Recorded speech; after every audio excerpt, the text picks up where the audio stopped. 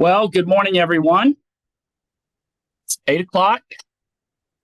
We've got our DRE workshop. I don't see Commissioner Granger yet, but we got Commissioner Lucas that'll be joining. Commissioner Street, good morning. And I see Commissioner Hughes looks like he's in the lobby.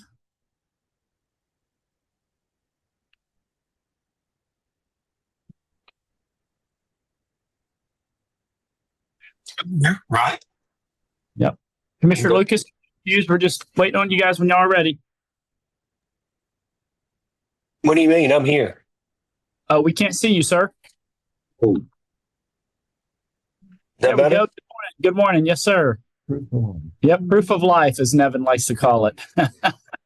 So, all right. So today for the CRA, I think we have 3 items. I am expecting Commissioner Granger to join us shortly, but we want to talk about the breezeway at 447 Harrison, and kind of just an update on that and some of my conversations with Virtuous Cycle, and then also we want to just kind of touch again on the projects and you know, for the next year, and get some feedback on that. I know there was a time of discussion at the last CRA board meeting. Yes. What? Commissioner Lucas asked if we could hear. Doesn't look like it. Yeah, we could. Well, then I just saw her talking again and I didn't hear her. We'll try again, Commissioner Lucas.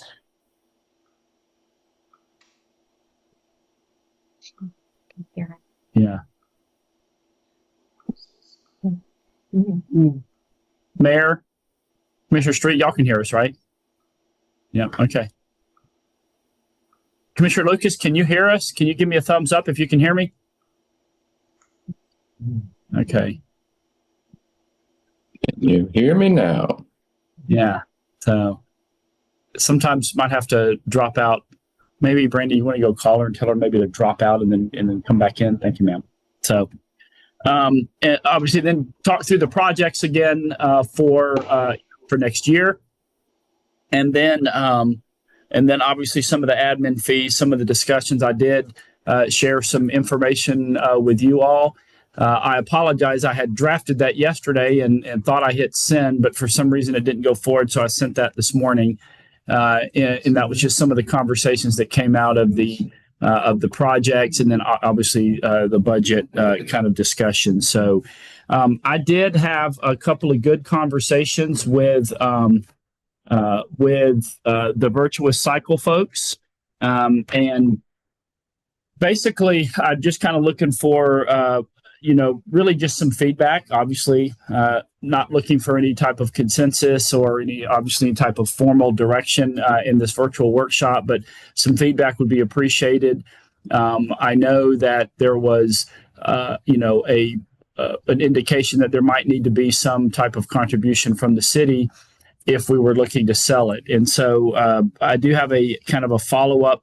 Kind of some key terms, just a draft for us to kind of talk through. And basically the request would be to transfer the property through a fee simple transfer for a small fee, $100.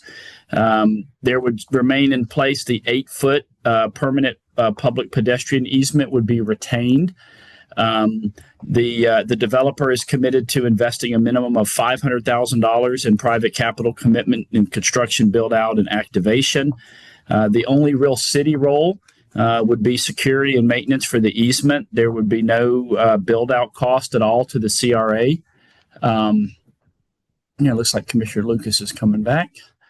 And then obviously there'd be the positive impact to the city would be the revenue impact as the properties return to the tax rolls, and then merchant fee potential for the retail build out space. I think the only real point of conversation would be around the bathrooms. I know at least one of you desires for those public bathrooms to continue to be to be an option. But the expectation of Virtuous Cycle is that there will be, some type of bathroom for the retail space there, but the question is whether or not it needs to be publicly accessible. Commissioner Lucas, you can hear us now, I'm assuming? You're muted, but seems like you might have got, I think you're muted, but I think you've got it figured out there. Yes, thank you. And Awesome. thank you. Yes, ma'am. Great. And just, obviously, we have had some challenges at McKenzie Park with the restrooms. I think that's natural with restrooms like that. So, the question is, are public restrooms truly needed in that breezeway? Or would it be acceptable just for them to be for the retail space only and, probably a little bit less commercial in the sense that we would have through that. So would love some feedback on that. If there is some, what I'm asking for is feedback so that, I can look at bringing something on the September 2nd CRA board. So yes, Mr. Mayor. Yeah, for me, being on the DIB previously and helping build the bathrooms, not like me physically, like hammering them, but funding them and talking through the design, the plans, they were like $240,000 to build those bathrooms, took like 2 years. And most cities you go to, they have public restrooms. Public restrooms help not just the mom that has the kid that says, I need to use the bathroom right now. It helps events. So a lot of times events have to bring in extra porta potties and things, and the public restrooms are supplemental to the porta potties and things that you bring in. So for me, the way I look at this deal is we have a $400,000 plus valued building. What is the developer giving us back to lower that price down? Is the 8-foot wide easement walkway a $400,000 value? I don't believe it is. So the way I look at it is there's money that the breezeway creates in lowering that cost from retail value if we put it on the market, down $240,000 if you provide bathrooms. Build out wise, the developer is going to have bathrooms, period. They're required to have bathrooms. The placement, so it doesn't actually change the construction costs because they're going to have bathrooms. Now, how many bathrooms they have, that's up to the sort of the assembly code and how many people are going to be in it. But to me, it only changes where the door placement is. In fact, if they want to have multiple spaces, they are going to have to provide 2 ADA bathrooms per space per our code, because we don't have any ordinance that says you can only have a scaled down approach. You are required to have, if you have 100-foot retail space, you have to have 2 bathrooms, right? So, and the bathrooms take a large space. So to me, the developer is only simply changing the door placement, allowing their other retail spaces to also use this common bathroom. The detail is in who takes care of the bathrooms. They will have more wear and tear. They will have more people messing them up. And then that leads into the conversation of who takes care of the breezeway space. Is that a city thing? Do we keep it painted? Do we keep it clean? Do we keep, who has rights to change it and paint it? I think that leads into the conversation with the bathroom and the breezeway. Same thing. Maybe it's the DIB, maybe it's us, maybe it's developer. You could easily say, well, if they're going to maintain the bathrooms and clean them once a day and potentially charge that common bathroom as CAM and pass that along to the tenants, that's all up to the minutia of the details of the deal. But I'm heavily in favor of public bathrooms because we're going to be looking to build some of those in that area in the next 5 years anyways.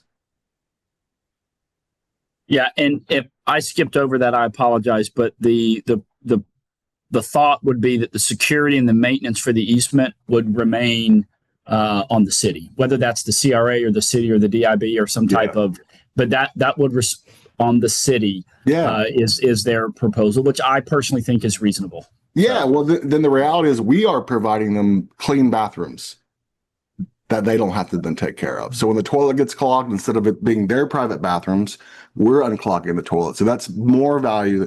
The city's actually providing the developer and the tenants versus them providing it, right? So I'm heavily in favor of public restrooms. Who takes care of them, city, them, doesn't matter to me. Yeah. All right, Commissioner Street? Yeah, to just follow up what Alan was saying, I think that one, if the bathrooms don't go here, where do they go? We don't have another piece of property that's within this corridor unless we start taking up parking spaces in the back, and then you're kind of off the beaten path. So I think that, regardless, I think that was a great way to look at it. What value are we providing? What value is the developer providing to reduce the cost of acquisition of the facility? I think that's a great way to look at it.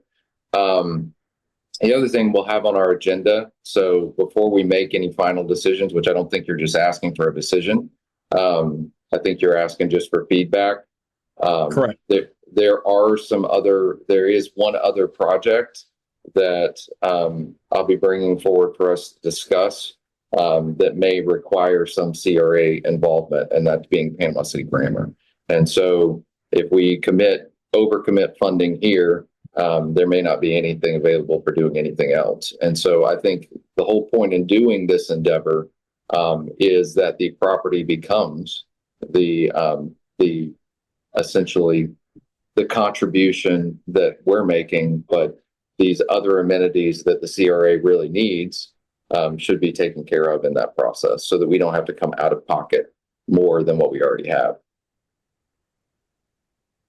All right.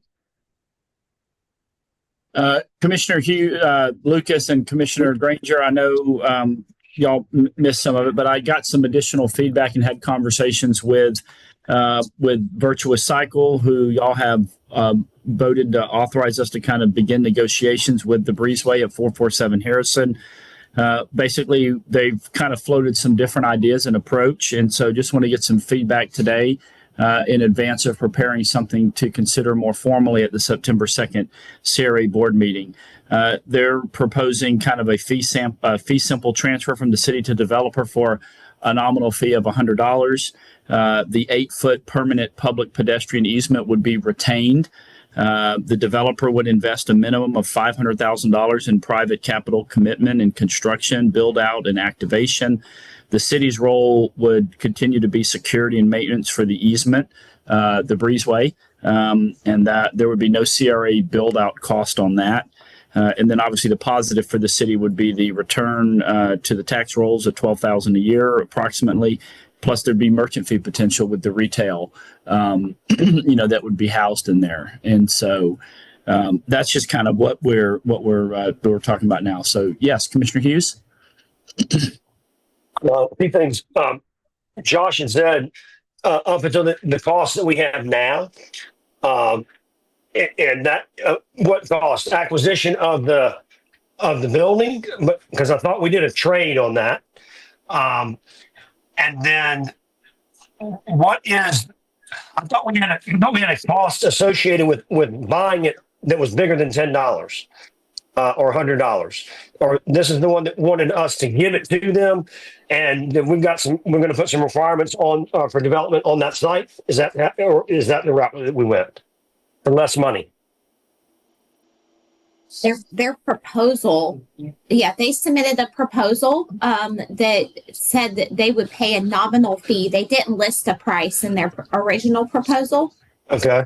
And that they were going to, they provided like a conceptual plan to put in like leasable spaces, maintain the breezeway, make the back ADA compliant. I think their site plan had restrooms in it initially. Yep. But as we got to talking with them, after y'all voted to enter into negotiations with them, they were under the impression that the CRA was still going to contribute some dollars to the construction. And when we said that really wasn't the idea was we would contribute, in the building. And then they would do the construction to free up those dollars in the CRA.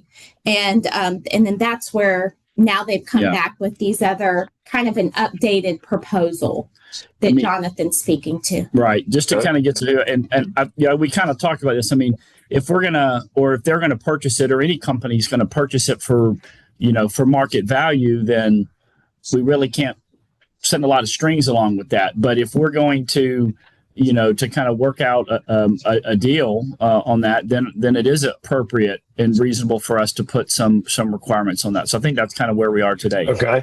All right. So what's the value of the building? When we did the swap with Kingston, what was the value put on it? Well, I think that's two separate questions. So there was a dollar amount with the swap with Kingston. And that's And what we have.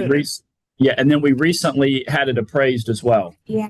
When It was about $500,000. I thought it was around 500,000, but the most Was recent the $500,000, was that our cost and acquisition or cost? Hey, if I can just jump in with the exacts, because I remember that transaction very well. So the appraisal and the acquisition or the trade was like $580,000. Okay. So we've actually dropped in value by $180,000 since the acquisition. So the So appraisal is $400,000. $400,000 is Whose the new appraisal? appraisal. By who? Us or the buyer? Or the- We had it done, sir. Okay, help me out. Acquisition, it's 580. We're saying, and how long ago was that? No, it's 2 years ago or a year ago? Commissioner Hughes, we'll look it up. I can find out exactly, but I believe that was like 3 years ago when that appraisal was done. The market has not dropped $180,000 in a year, in 3 years. I can promise you, down there. April of 25. Yeah. Okay. We know the amounts. Okay. Josh is right. It appraised for 580. We gave the Mulberry property to Kingston, and then we got this breezeway, 580 plus the Mulberry property. In April of this year, so 4 months ago, we did an appraisal, and it came back at 399,900. 30. Oh, sorry, 339. I don't have the best eyesight. 339,900. So basically $340,000 about 4 months ago. So we've lost 200 grand in the building already. I mean, according to the appraisal, yes, sir. Okay. And we want to negotiate giving more away. Bad idea.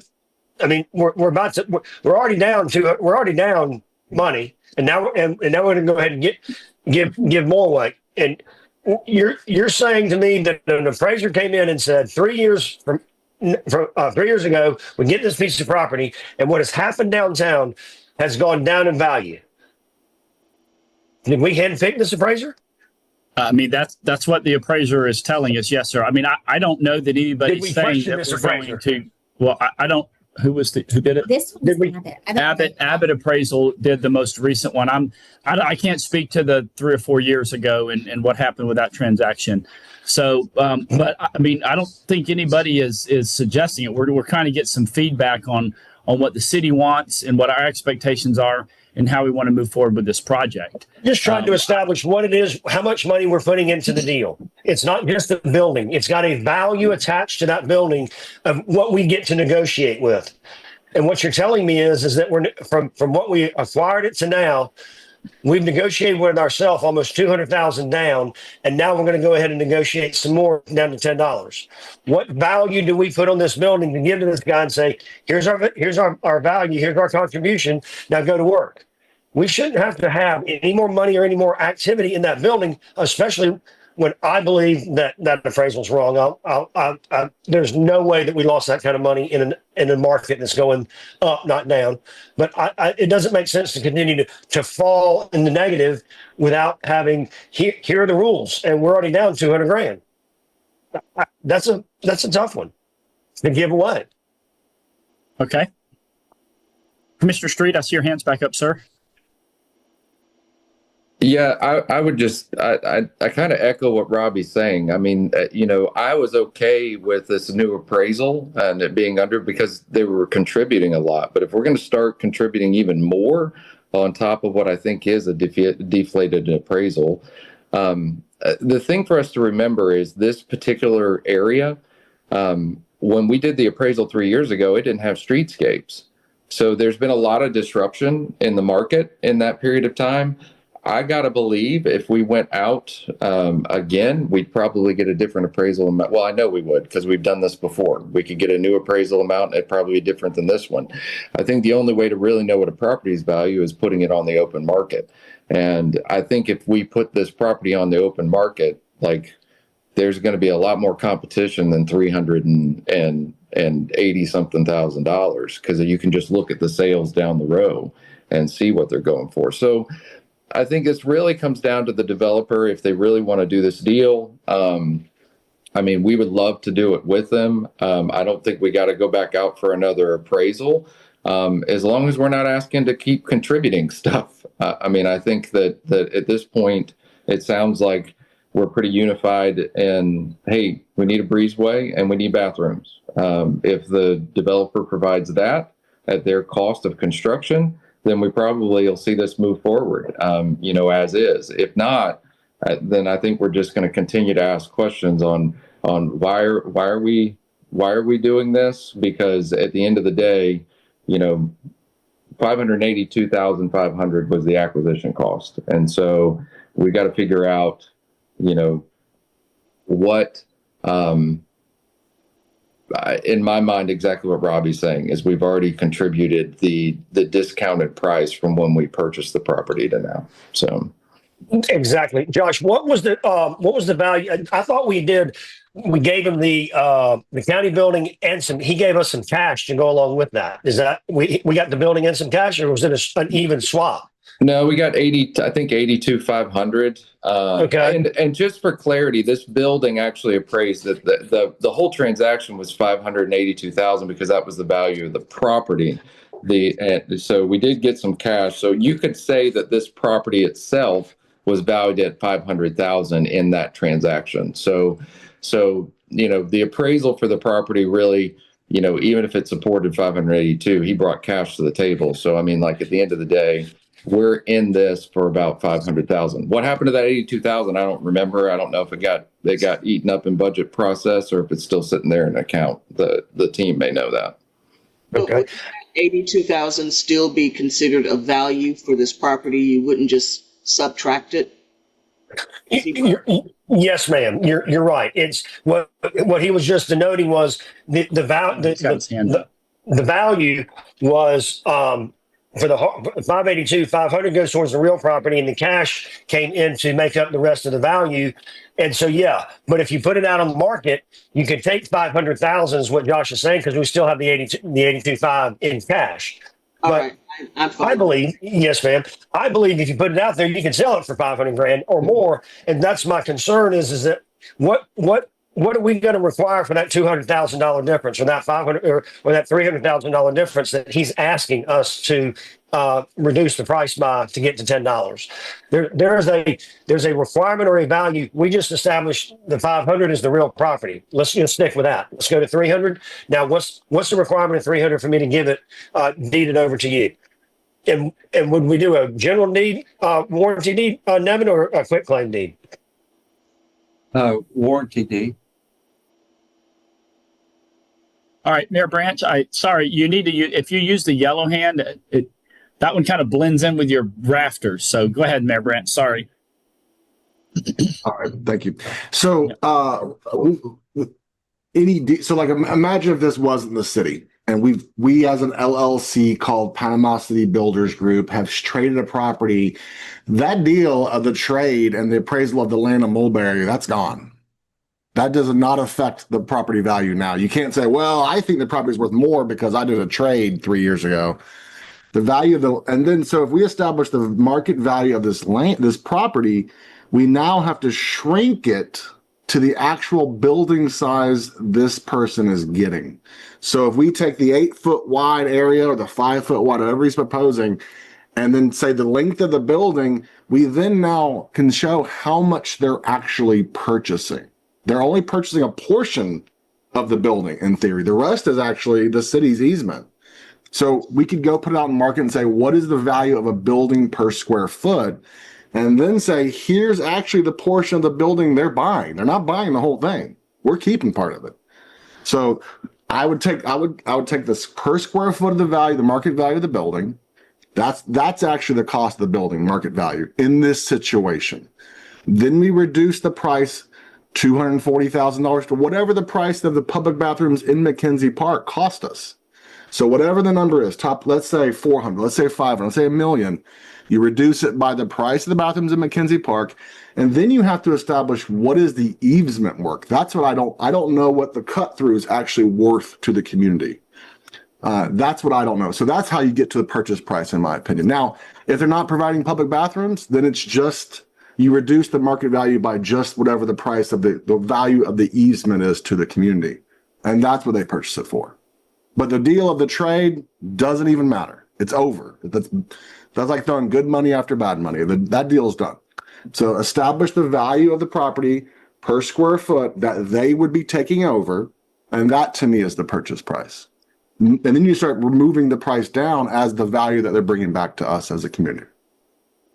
It's my assumption, Mayor Branch, presumption, obviously not a real estate expert, but I think that if we were to try to sell this with a requirement to maintain that easement and the bathrooms, there's no way we're going to anywhere near $500,000 for this building. That's my personal opinion. So we should not sell it that way, Jonathan. That's putting more on the city to maintain something. There's a cost there for us, and we're taking back the value that we're getting if we do it that way. Yeah. Okay. Let me interject then. So I'm saying that, sir, based on the assumption that the direction from this body is that y'all want us to maintain that easement. If y'all don't want us to maintain that easement, that's a different conversation. But that's the standing direction to staff is we're maintaining the easement and y'all do want bathrooms. I entered that conversation this morning by stating if that's still something that y'all want to do. If y'all are saying that we don't care about that easement anymore and we don't need to provide public bathrooms, then that's a totally different scenario. And yes, I would admit that there's more value to that building. I think that's kind of where staff is looking at it from. So we're just going on the direction given from this board. I'm going to add one more thing real quick. So the building is 30, the frontage is 30. The building goes back 100 and actually, no, that's the land. Dang it. Well, it's the land because it's zero lot line, Alan. So it is 30, isn't it? Yeah, it's 30, pretty but much the alley building to doesn't go sidewalk. back. The building does not go back to the edge of the land. It goes back. Never mind. Go to the next person. I'm doing my math. Okay. So Jonathan, to your point, Commissioner Hughes. so you want us? Okay, so we're gonna let me think here. We're gonna put a value on it. We're gonna reduce the price. Then we're going to maintain it. And where is it that we start getting something? Because right now we're giving and giving and giving and then costing money for us to give. Where did we get something back? First off, I want to clarify. I don't want anything. I want to do what y'all want me to do. Okay. I get that. No, I get that. Executing the will of the board. So we are getting something though. We're getting an 8-foot easement for our citizens and business visitors to downtown Panama City be able to get from the giant parking lot we have available behind there on Grace for between us and the DIB so that people can park back there and easily cut through to Harrison Avenue. Like we have off of Laverne, we don't have that on the Grace side. And so I believe, I wasn't here, but I'm kind of looking at Brandy and Nevin, but I believe that's why Mr. McQueen sought to purchase that building to begin with. Yep. Just a little background on it. At the time it was purchased, I believe the thought was that building would be destroyed and it would be an open air walkthrough from Grace Avenue to Harrison Avenue and that the building would be no more. It was only later, I think, after the building was purchased, they meaning staff and everybody said, well, hey, it's a building and it doesn't have to be torn down. Maybe we could preserve an easement. But the initial thought when it was purchased, I believe, was that it would be taken down. It would be an open air, Kind of like the pass through, like the gateway. Right, the Gateway Park, a pass through between the parking lot and Harrison Avenue. Okay, so Nevin, so to Alan's point, they buy the entire building. They give us an easement. We don't own that, right? They give us a perpetual easement. They own it. So are they paying taxes on that easement? They're just giving us a pass through. We don't own that. Right. They would give and then a little bit more history. Then they came up with, well, we do need restrooms downtown. Maybe this would be a good spot to put restrooms. But yes, if the city were to sell the property to a developer, and if the city were to retain an easement, the taxes would be owed on the property. Now, the property presumably would not be worth as much as a piece of property without an easement. So they wouldn't be paying the same amount of taxes as if the city just sold it fee title without any easement or anything. But yes, they would be paying taxes. So how then would you establish a tax rate when you're giving a property for $10? How do you establish a tax rate with that and then saying it's worth less because of the easement? I don't see the easement being, I see that being actually a value add and not a detractor. Yeah, the sale price is it's important, but it's the property appraiser will have a note that says it's not arm's length or it's qualified. Not qualified, right? Yeah. Or not qualified. That's it. And so the property appraiser ignores it and decides what the property's worth. And so it would determine, the property appraiser office would determine the value of this piece of property encumbered by this easement. That's an important number, guys. You can go from 500 to 300 to zero, and now we got to start bringing back money back in off of taxes. Let's not start at $10. Let's start. I mean, see what I'm saying? We went 500, 300, zero to get to the deal. Now we've got to establish a value to get income, to get property taxes back off of that. Does that make sense? There's no. Property Okay. assessor does that. I know he does, but that sometimes doesn't necessarily mean it's the right value. We need to pay attention to that because the value could be too low and we're not getting enough property taxes off of that. There's a formula for that. Doesn't necessarily mean it's going to be applied the way that we would do it to establish a taxable value. But we just need to pay attention to that. That's money coming back to us that we are giving into the deal. We just don't want to start too low because remember, you can only go up so much per year. Let's try to start at the highest price possible for taxable value. Yeah. Thank you, Commissioner. Mayor Branch, I see your hand is up, sir. Yes. So the building is 88 feet deep from the numbers I came up with, 30 feet wide. We're on our sketch, it showed 107 deep. 107, I'm off there too. Dang Now it. the basement is showing 83. 83, The 107 Ah. is the plaza area. but the 107 includes the plaza area. Yeah. You So know, I'm Remember, gonna there take is that. Yeah. Remember, there is that showcase area out front, Mr. Yeah, Mayor. okay. So if you bring that That's what it forward, is. Okay, that's where the math gets messed up. Yeah. I'd say high and low value per square foot downtown is 120 to 200, depending on what the conditions are. So you can extrapolate the math of what square footage they're actually receiving. And we could dive into warranty deed and how much the tax thing is, but we start back at the very same question of, do we want to cut through? Do we want a public restroom? Right. So we've been handed this sort of framework of from previous people of we want a breezeway cut through and we want public restrooms. And I would go back to the very first question Jonathan asked, which is instead of diving into the minutiae, is do we want to cut through? Do we want a bathroom? Do we? Period. So I think Yeah. the answer that we've said is yes. I thought we were deliberating over who pays for that. Is that something we additionally pay for along with the building, or does the developer pay for it and maintain it? I think that's the question that we've arrived at now. Okay. Yep. Commissioner Street, I see your hand is up, sir. Yes, as long as we're not having to pay for it in addition. So, I mean, I think the transaction of itself should stand on its own. And if they want us to contribute to the construction and those things, then that's probably not something I think would be best. I agree. Yes, I concur. Okay. All right. I think we've hammered that down enough.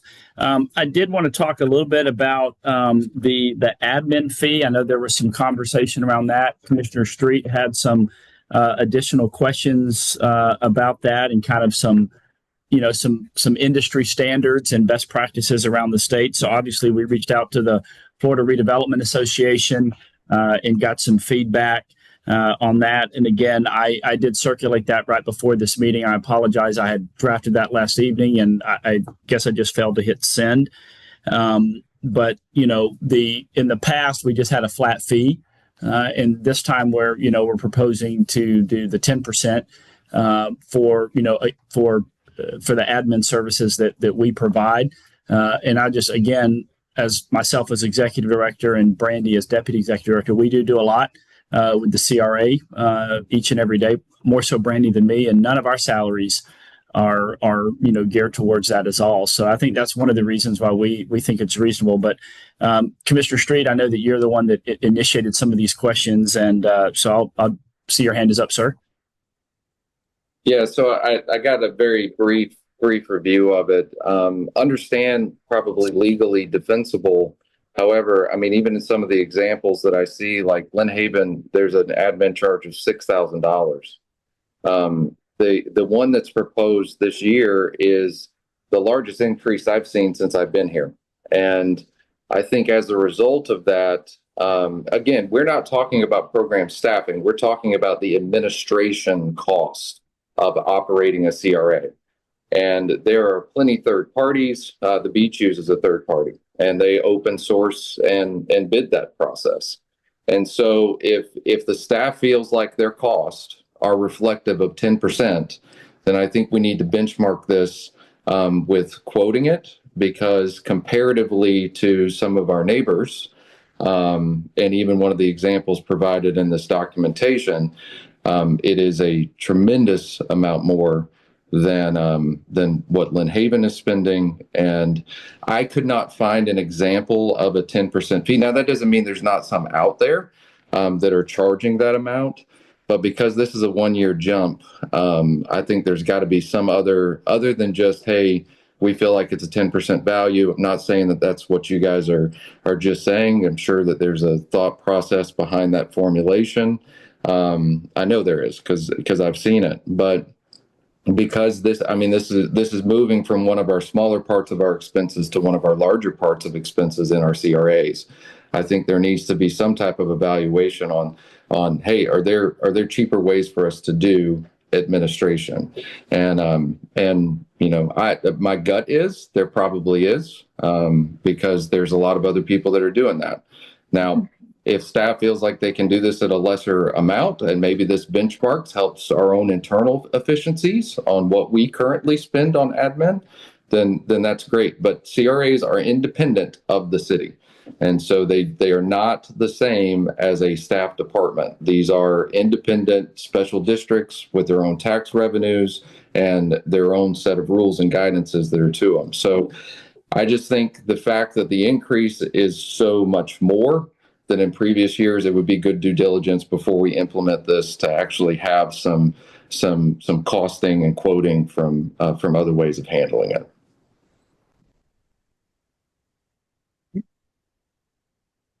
Can I just Yeah, go ahead. Can I give a little history? So the CRAs came under the city in 2010. We didn't immediately start charging the CRA for an administrative fee, but in 2012 we did. We implemented this flat fee of $125,000 in 2012, and it's been that flat fee ever since. So for the last 13 years, the CRAs have been paying the general fund $125,000 for general administrative services. And this is things like HR services for hiring their employees and, administering their benefits. It's for IT services anytime their computer goes out. It's for, they don't pay rent to be in our city hall. Accounting services to do their payroll services. But we felt even more so this year. We were looking at it, and we have been really diving into best practices with CRAs and just in general. And, we came across this admin fee that hadn't been changed in 13 years, and we knew we wanted to look at that. And a best practice with other grants is 10% of revenues. So that's how we came up with the 10% number. It doesn't have to be 10%. It could be less than that. But that's what we are proposing. And we felt like this year more than ever, it was appropriate because we are using a lot more city general services now that we're doing projects. We are focused, we've used facility maintenance more with our internal projects. We have used engineering a ton. They have been helping us with those projects. am I leaving out anything?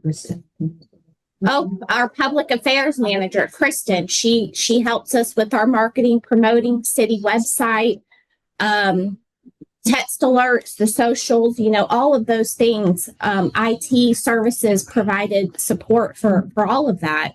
What they're doing right now for us for the virtual workshops and at the CRA board meetings. So, like I said, it doesn't have to be 10%. Michelle did a ton of research on this, and there is not a statutory cap for CRA administrative costs. And so it could be whatever we determine is reasonable and appropriate. And Jan, please chime in if you. Yeah, I mean, the federal standard for grant, you can charge 10% admin fee. It's de minimis. You don't even have to justify why you're charging 10% to administer a grant. So 10% to me is a de minimis amount, and I don't think it's unreasonable given just what Brandy said about all of the support that the general fund is providing to the CRA.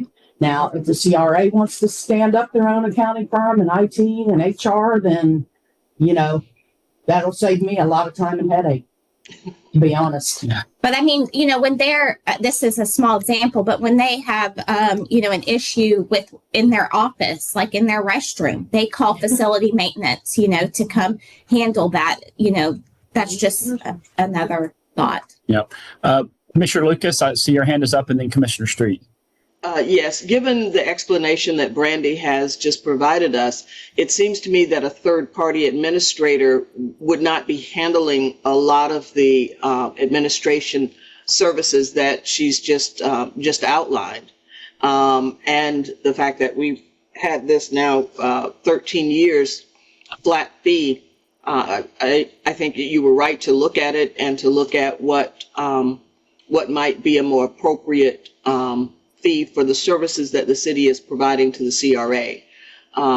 If we go with a third-party contract, then we're definitely going to bake in a price increase more often than 12 or 13 years as that goes forward if we take that path. Thank you, ma'am. Commissioner Street? So Brandy, what is the total amount now that's being spent versus the 120 between all CRAs? The total proposed at the 10% is around 357,000. So it would go up from 125 to 357. So triple in 1 year. Wow. So I think that there's also a point here is like we're subsidizing staff time in our maintenance contracts. So we also have maintenance contracts. If you look at our CRA expenses, most of them are just being written to ourselves, and other than just a few projects. And so I understand the viewpoint of, hey, probably should have been looked at sometime in the last 10 years. But triple in 1 year does not, and just saying, hey, blanket, this is what the cost is because these are the justifications. Like, I don't know I don't know that that's a precedent that I want to set without having some type of understanding. Now, do I want to stand up my HR department? No, I don't want to stand up an HR department. So there may be some services that we leave with the city. But if we don't get some kind of third-party benchmark, we don't really know whether we're doing well on admin fee or whether we're not, other than, hey, this is the maximum allowed in a federal grant. And I personally would like to see from a board perspective is, hey, let's benchmark this appropriately. Maybe this either improves, or maybe it shows the justification is absolutely 100% warranted. And this is the cheapest that we could get it would be doing this. I don't know the answer to that, but triple in 1 year with the additions of we've got other services that are just going to the city. I don't think that this is a good precedent for somebody to pull our books and see, hey, you're writing a bunch of checks to the city of Panama City. I think that's really the core of what I'm trying to communicate is, hey, these are big expenses. They're big jumps. Let's at least benchmark and reach out to some places that are doing this kind of work. I mean, again, looking at our neighbor and one of the analysis we even pulled, Lynn Haven, $6,000. And I'm not saying that $120,000 is reasonable. Maybe it needs to be more. But to just increase it by 3 times in 1 year does not seem like a reasonable thing. Commissioner Street, 10% is not the maximum. 10% is the minimum. It's de minimis. It's considered de minimis. Anything else above that, you have to justify. I understand from you guys as a You said staff maximum. team, and from you guys You as said a staff maximum, team, not maximum. you are trying to make your budget work. I understand that. But from a perspective of efficiencies and looking at and benchmarking stuff, I think it would still be good to look at stuff. That's just my opinion. The board may disagree, but a 3 times increase in 1 year definitely is, it caught my attention, and which is why I started diving in more. All right, Commissioner Lucas and then Commissioner Hughes. So do we track what we're spending internally? Because as I think about what Commissioner Street is proposing, that if we move to the third party, then they would be responsible for getting all of those different services that right now are in-house handled. And so not only we be looking at perhaps the contractual fee, but also paying out of pocket for those things that are done internally. That's one thing. Can we track what is being, or are we tracking what is being spent in these other departments, so that we know the real value of what the city is providing? And to look at what Lynn Haven pays at $6,000 as an example, when we should also look at what is it that their entire budget is, and what is they doing, and how does that compare to what we're doing as a city? And so those are the points that I'd like for us to consider. And given that we've gone 13 years with no increase, then certainly it's time to do that and to look reasonably at what we need to do. Thank you, Commissioner Lucas. Commissioner Hughes, your hand is up, sir.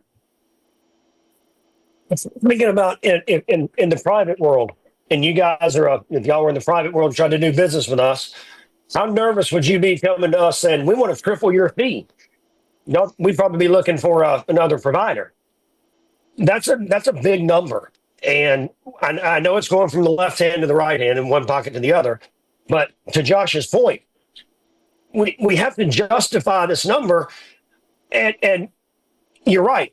Whether it's de minimis or maximum, it's a tax dollar that we're spending. We should not say it's not. It doesn't matter. We don't have to justify that because it's de minimis. We have to justify every dollar that we're spending. And my question is how much has the workload increased triple on you guys for the CRA over the last 13 years, or the last year, or however you came up with this number? Has your workload tripled to justify asking us to triple the amount we pay? So I would say, number one, when the CRA director left, we did not replace that position, and instead Brandy and I absorbed those duties, and we've unfunded that position. So that's a significant, that was a director level position at that time. How much is that?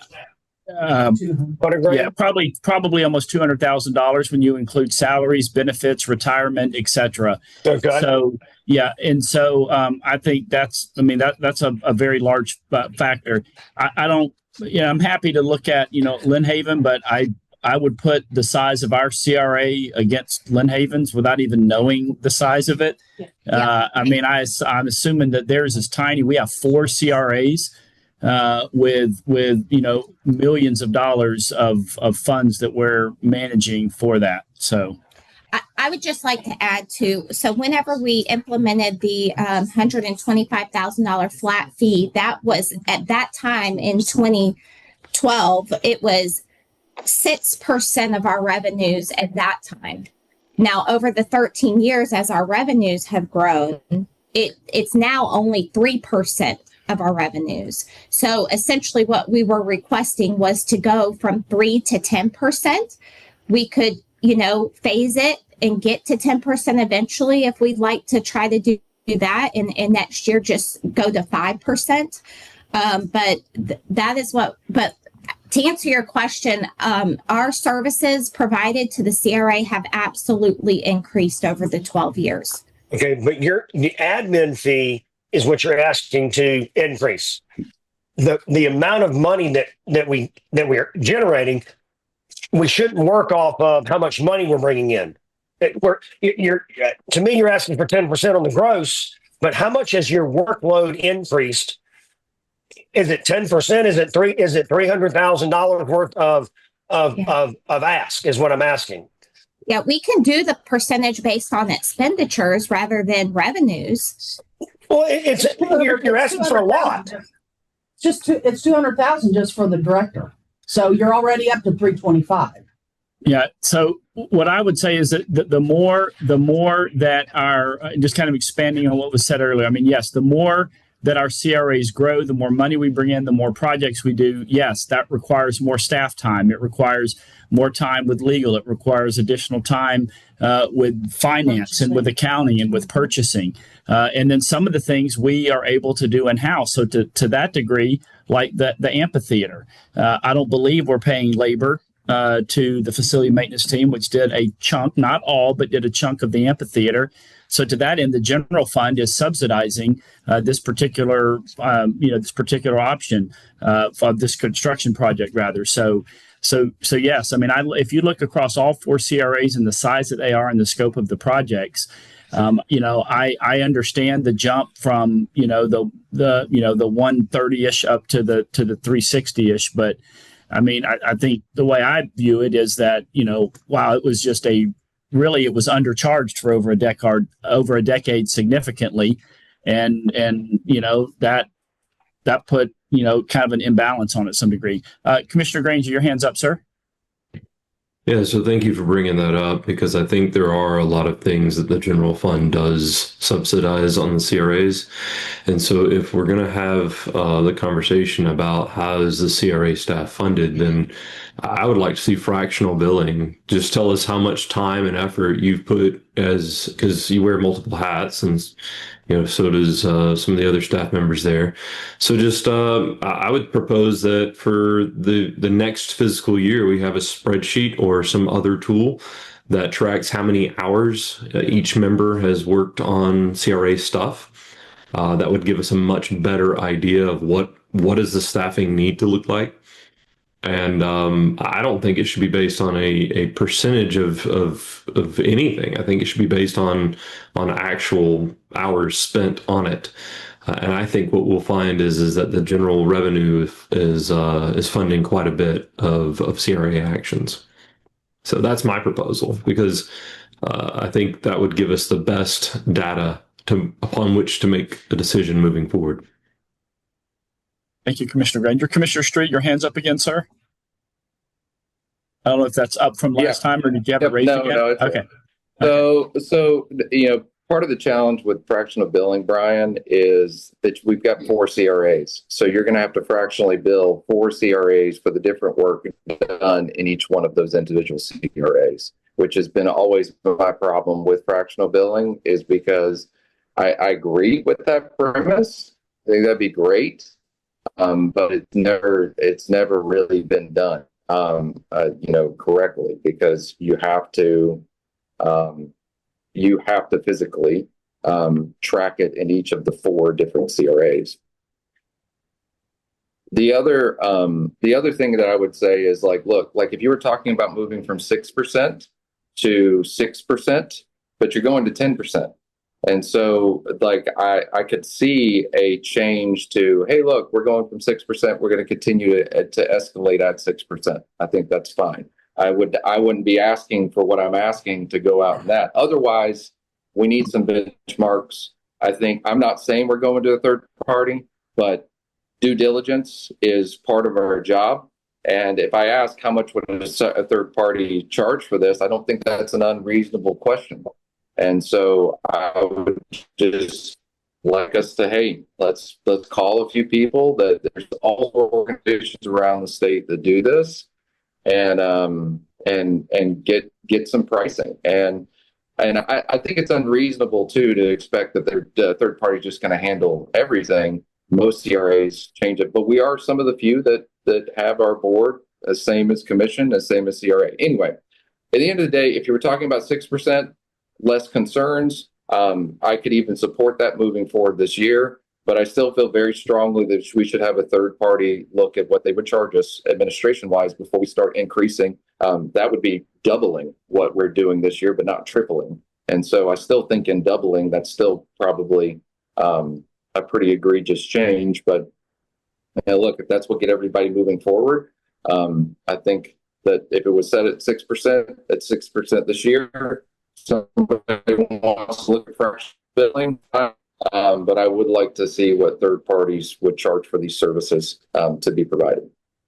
All right. Thank you, Commissioner. Commissioner Granger? Yeah, so I guess what I was trying to get at was not necessarily fractional billing, but fractional accounting or tracking. That could be something as simple as a spreadsheet where we determine which and if a staff member is doing something that's going to benefit all 4 CRAs, then they just split that time into 4 on the spreadsheet. It's not very difficult. With things like SharePoint, you could have one spreadsheet for all 4 CRAs. And again, it's not like this is going to go back on the books or that we're going to bill them directly to these CRAs. It's just time tracking for 1 year just to see how much time is spent on each individual CRA and how much money that should have cost us out of those CRAs, and then determine if the costs are actually covering down on whether or not that's whether or not the money that we are paying to the total CRAs covers down on the amount of time spent. So I'd like to see that, because I honestly think that but I don't have any data to work off of, but just kind of looking at it, it looks like the general fund is probably subsidizing some of these CRA actions. And I don't think that's necessarily fair to those that put into the general fund and those that put into CRAs. So that's my thoughts on it. I'd just like more data. Thank you. I do think that for a lot of our services, that would be we can easily do that, Commissioner Granger.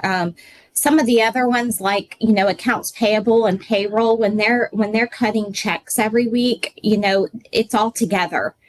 They would have to say, okay, how many checks did I do for CRA versus the city, and just kind of figure that. I'm sure we can come up with a proportionate cost, or time on that, but they all go in the same batches together. All right. Commissioner Lucas, your hand is up, ma'am. Then Yes, Commissioner Street. Yes, ma'am. I support what Commissioner Granger has proposed. That was essentially what I was getting at earlier in my remarks. We don't have a clear picture of what we're currently spending, but given the list that Brandy gave us, which I don't believe would be even exhaustive, there are many expenses coming out of our general fund, and we have no idea what they were. Commissioner Street's idea of getting a third party look, they would essentially still need a scope of service that says what we're going to ask them to do, and they can give us that fair market price. But because we're in-house, there are so many things that we are doing that have a value and a cost, and tracking them over the next year would help put us in a better position. And I think it's egregious that, we've been at 3% now for X number of years, and the real costs are not known. So let's do both. Let's do a percentage increase and track the real costs for this year. All right. Thank you, ma'am. Commissioner Street. I would still like to get a third party look at it, just so that we've got that data point as well. To remind everybody, these taxing districts are still paying money into the general fund. All of the merchants pay merchant fees, which is a substantial portion of revenue that subsidizes the entire general budget. We pay property taxes in there. The CRA has been what has only increased and netted from the county share and the city share since its inception. And so, and those are different points on each one of those. And so the general fund is always going to pay for things in these districts. And it should, because we're contributing to the overall costs in the entire city. And so I think that I don't see what the issue is with asking, a third party to give us a scope of services, what's typically done in a CRA third party contract. HR, I think Brandy pointed out, it's de minimis, probably can't even assign a value. It's like, we've got a few employees comparatively to the 600 we have across the city. It'll be very, very little, maybe even pennies. So from that, but I don't think that we should be afraid to ask a third party to take a look on what they would provide in a typical CRA arrangement. So that we can just be better. But I can support the other initiatives too. I just think that, we can evaluate ourselves internally, or we can actually have somebody evaluate us from the outside. And, in business and in life, sometimes I don't see the things I don't see. And having someone look from the outside in can be helpful. Yep. All right, Mr. Mayor, and then Commissioner Granger. Agree with Josh. I'd love to see a quote from a third-party service just as a sanity check of maybe we're getting a great deal. Maybe this increase is an incredible great deal. We should keep it in-house, but we should be looking. It's probably a couple hours of work to get a quote. And so it's worthy of exploration. All right. Thank you, Mr. Mayor. Commissioner Granger? Yeah, I agree as well. I don't have a problem getting a quote from a third party. Again, my comments weren't meant to be, either or type situation. My comments were more of like, I want more data, in conjunction with everything else that's going on. So, I don't have a problem going out to get a third party quote, but I do want to know, if we don't hire that third party, I do want to know how much money is being spent by city staff members on CRA things. When they're taking the CRA hat off and putting on the city hat and vice versa, like what's the time look like on that? Obviously, we're not going to have a 100%, but having some data is better than having no data. And that's where I feel like, and like Commissioner Lucas said, in this moment, we don't have enough data. And so I think both of these efforts would glean more information for us to make a better decision. So thank you. All right. I think this has been a great discussion. We will look at doing that. I think that's something that's inside the scope of my authority, both spending wise and authorization wise. So we will move forward with that.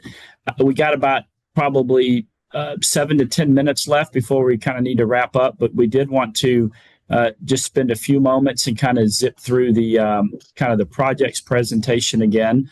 Let me do this here. And as we look at kind of the presentation and kind of where we are, I know that, we kind of talked about determining the projects to prioritize as we move into the next year. And we did this, for all 4 districts, Millville, St. Andrews, downtown, and downtown north and downtown. Kind of looking at the socials and the surveys, I yield the mayor's point that, that some of those didn't have very high attendance, others did.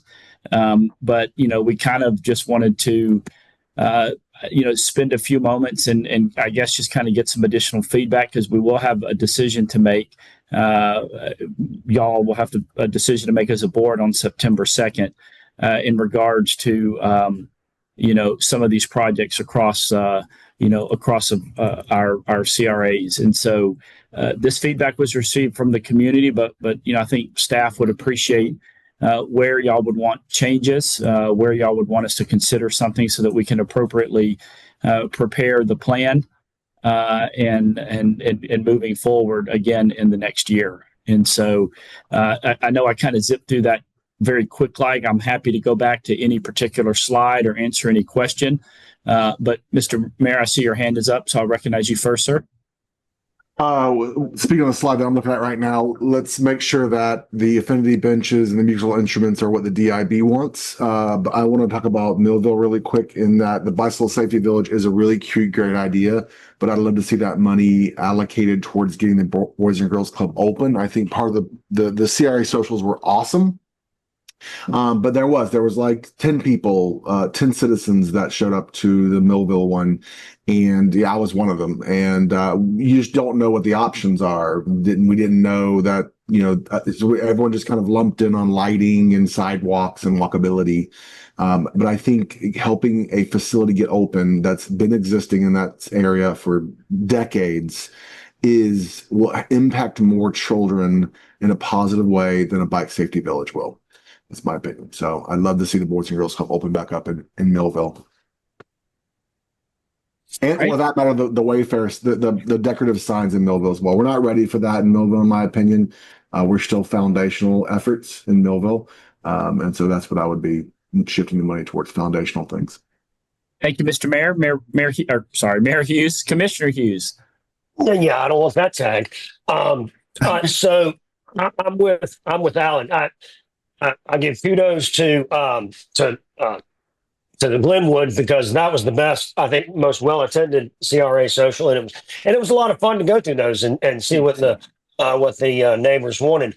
On Millville, I'm with Alan. I think if we can find something to put the money that has an immediate impact, and Boys and Girls Club over there, that's something that has an immediate impact that we can help provide.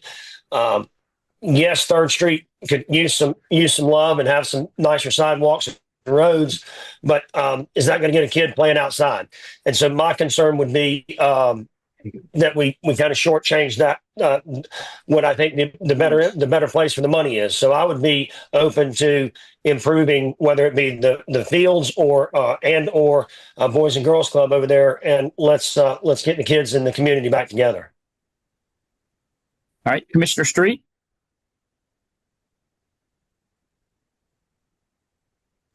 Yeah, I just concur. I'm supportive of that. I think on the St. Andrews projects, there were a few things I haven't quite seen pictures of yet. I got some questions about the lighting, what kind of lighting is it, some things like that.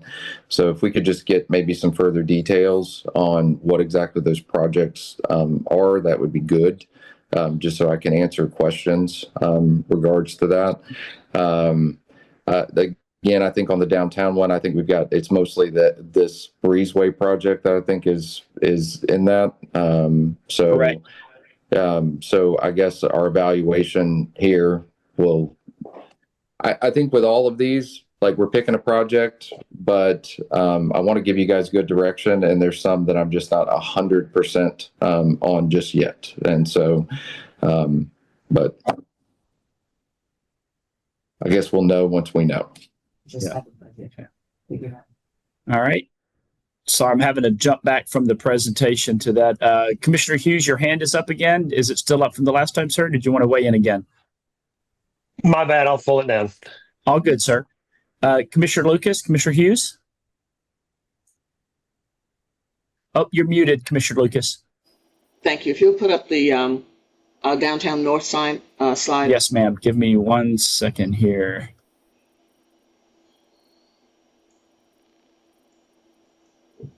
The summary right here. Yes. Okay. So our Spark program is something that we've all just talked about adding, and that is reflective of some comments out of our CRA social about wanting more grants to be provided. The wayfinding signage, we're talking about a new logo. I've gotten some positive responses about a new logo for Glenwood and also for the CRA. So that that's there. What's on the next page, please? 1 second, ma'am. There you go. Yeah, the World Changers program, we get positive feedback from that every year. Sidewalk repairs and fixing potholes, definitely we've heard a lot about that. And then the upgrading or sprucing up of the Glenwood, those those did come out of that. I know what also we talked about in downtown North that we don't see here. I would like to see some time looked at the bio and dredging and what we need to do there. Not ready to, at this point, say, okay, we can spend X thousands of hundreds of thousands of dollars to do that, but at least come back to the community with some information about how we move forward with addressing the bio, as we spent quite a bit of time talking about that at the CRA social. Right. On the other projects in Millville, I concur with the mayor and Commissioner Hughes about making sure that we expend some time to get and energy and money to get our kids a path that's away from the negative things that will draw them, many of them, if they don't have this positive place. All right. Thank you, ma'am. Commissioner Street, and I'm sorry, I'm not looking at the Zoom. If anybody has their hand up, I apologize. But I did want to talk quickly just about St. Andrews because, I think we all agree that, there is a desperate need for meeting space in St. Andrews. You and I've had this conversation multiple times. So, we are, we're looking at a lot of HRP money. But I do believe we will need some additional support from the CRA for Truesdale. I hope you're supportive of that still. Really want to build that out as a parking lot. And then also, making that a great little community center in St. Andrews. The solar lighting, that was, we don't have any specifics yet, but we have identified some additional areas where they would like some of those fancier, what I call more lamppost, as opposed to the wooden telephone poles with the highway looking lights on it. We've already put in, I think it was almost 100. We're looking to add a few more. And then there's some other stretches in there, especially as we develop out the parking lot, on Chestnut, as we develop out Truesdale. I think you're going to see an increased walkability, not just down Beck, but also along Chestnut and along Bayview. And then when the marina's done.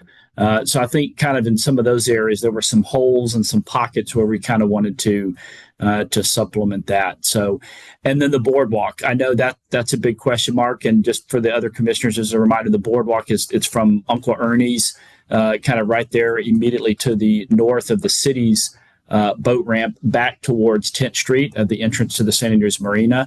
There's a desire to put a roughly a 20-foot boardwalk there that would be a great space for farmers markets and for festivals and things where you would have the opportunity to have like both a 10 by 10 foot tent as well as 10 foot of walking space along that, and getting that off the road and allowing Bayview to remain open during those type of things. So, I'm not necessarily saying that the CRA should spend, 300,000 on that, but I do think it'd be appropriate for the CRA to kind of be a part of that, whether that's with SAMP, the St. Andrews Marina Partners, or whether that's something separate. As you know, a grant that we have was flexibility between both parking and the boardwalk, and we're looking to move that to maximize parking for both vehicles and boat trailers. So, that's kind of my thought, kind of jumping on St. Andrews, Commissioner Street. I think your hand is up, sir. If you have anything to add to that or some direction. That's a much better how you said it than I did, but there's so much stuff in fluctuation. I see these projects and I don't know if I can. I know we're going to need more money in Truesdale. I know there's potential the boardwalk's handled with the bulkhead project. So I don't know exactly where to give you a yay or nay. I don't think either one of these projects should start until we have a definitive answer on the funding that's needed. But yes, I'm definitely the funding for what? For the boardwalk or for the boardwalk in Truesdale, of getting an answer to how those projects are accomplished, how much is needed at Truesdale, and we've got a playground that we got to replace in that too. Mm-hmm. And then the boardwalk is this going to be something that's funded through a different way, or do we need to continue to save the allocations to accomplish it ourselves. And Right. and then no doubt you probably will have some need inside of the parking stuff too, if HRP doesn't cover it all. So So my personal opinion, and please tell me if you concur, but I believe that, if we have to choose kind of one primary area of focus, I think it would be on both parking and getting the Truesdale Clubhouse back online, which also includes a level of parking as well. that's correct. But I think we still got some outstanding questions on the boardwalk, which we got that grant for. Are we able to move it? Is it so? There's still a lot of things in fluctuation, I guess is what I'm trying to say.